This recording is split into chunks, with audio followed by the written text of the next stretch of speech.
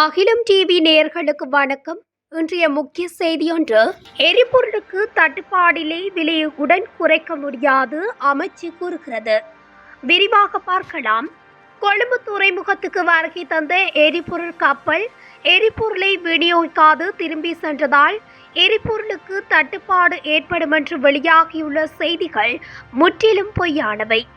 தேவையான அளவு எரிபொருள் கையிருப்பில் உள்ளது. எரிபொருளுக்கு தட்டுப்பாடு ஏற்படும் என்று பொதுமக்கள் அச்சமடைய தேவையில்லை. முறையான வரி குறைப்பு இல்லாமல் எரிபொருள் விலையை ஒரே கட்டமாக குறைப்பது சாத்தியமற்றது என இலங்கை பெட்ரோலிய கூட்டுத்தாபனத்தின் தலைவர் ஞனக ராஜகருண தெரிவித்துள்ளார். அரசாங்க தகவல் திணைக்களத்தில் நேற்று வியாழக்கிழமை நடைபெற்ற ஊடகவியலாளர் சந்திப்பின் போதே அவர் மேற்கண்டவாறு குறிப்பிட்டார்.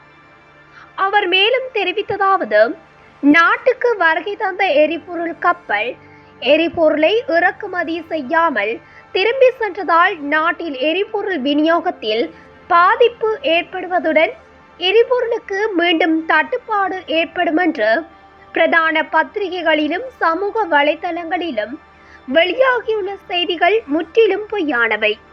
இலங்கையில் பல்வேறு வெளிநாட்டு நிறுவனங்கள் எரிபொருள் விநியோக நடவடிக்கைகளில் ஈடுபடுகின்றன.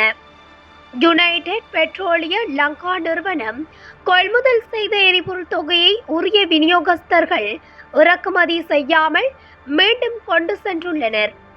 இந்த நிறுவனத்துடனான உள்ளக காரணிகளை அடிப்படையாக கொண்டு எரிபொருள் விநியோகிக்கப்படவில்லை. இதனால் தேசிய மட்டத்திலான விநியோகத்துக்கு எவ்வித பாதிப்பும் ஏற்படாது. இந்த கப்பலில் 15,000 மெட்ரிக் டன் 92 ரக பெட்ரோலும் டீசலும் கொண்டு வரப்பட்டுள்ளன. இந்த கப்பல் எரிபொருளை விநியோகிக்காமல் திரும்பி சென்றதால் எரிபொருள் விநியோகத்துக்கு எவ்வித பாதிப்பும் ஏற்படாது என்பதை உறுதியாக குறிப்பிட முடியும். 2025ஆம் ஆண்டு ஏப்ரல் மாதம் வரையான காலப்பகுதிக்கு தேவையான எரிபொருளுக்கு விலை மனு கோரல் செய்யப்பட்டு இறக்குமதிக்கான நடவடிக்கைகள் முன்னெடுக்கப்பட்டுள்ளன. ஆகவே எரிபொருள் தட்டுப்பாடு ஏற்படாது. வீண் அச்சம் கொள்ள வேண்டாம். பெட்ரோலிய கூட்டுத்தாபனத்தின் ஊழியர்களுக்கு போனஸ் கொடுப்பனவு வழங்குவது குறித்து மாறுபட்ட கருத்துக்கள் குறிப்பிடப்படுகின்றன. போனஸ் குறித்து இதுவரை எந்த தீர்மானங்களும் எடுக்கப்படவில்லை. கூட்டுத்தாபனம் கடந்த ஆண்டு 120 பில்லியன் ரூபாய் லாபமும் இந்த ஆண்டு 27 பில்லியன் ரூபாய் லாபமும் அடைந்துள்ளது.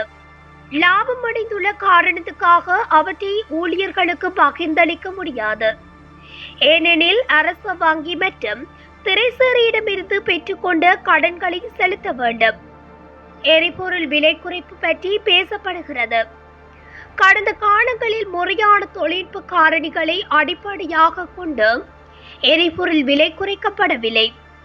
அரசியல் காரணிகளை அடிப்படையாக கொண்டு விலைகள் தீர்மானிக்கப்பட்டன. ஒவ்வொரு மாத இறுதியிலும் விலை சூத்திரத்துக்கு அமைவாக எரிபொருள் விலை தீர்மானிக்கப்படுகிறது.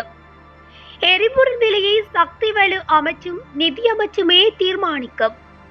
2023ஆம் ஆண்டு 2ஆம் காலாண்டு பகுதியில் முறையற்ற வகையில் எரிபொருள் விலை குறைக்கப்பட்டதால் பெட்ரோலிய கூட்டுத்தாபனம் 2023ஆம் ஆண்டு டிசம்பர் மாத காலப்பகுதியில் 2 அரச வங்கிகளிடமிருந்து 34 மில்லியன் ரூபாய் 2434 பில்லியன் ரூபாய் கடன் பெற்றுள்ளது.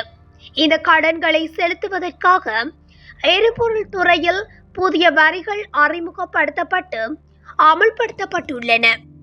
முறையான வரி குறைப்பு இல்லாமல் எரிபொருள் கட்டணத்தை ஒரே கட்டமாக குறைப்பது சாத்தியமற்றது என்றும் அவர் விரிவாக குறிப்பிட்டுள்ளார். ஆகவே பொய்யான செய்திகளையும் நம்ப வேண்டாம் என்றும் அந்த அமைச்சர் தெரிவித்துள்ளார். இதுபோன்ற செய்திகளை உடனுக்குடன் அறிந்து கொள்ள அகிலம் டிவி ஊடகத்துடன் இணைந்திருங்கள். நன்றி, வணக்கம்.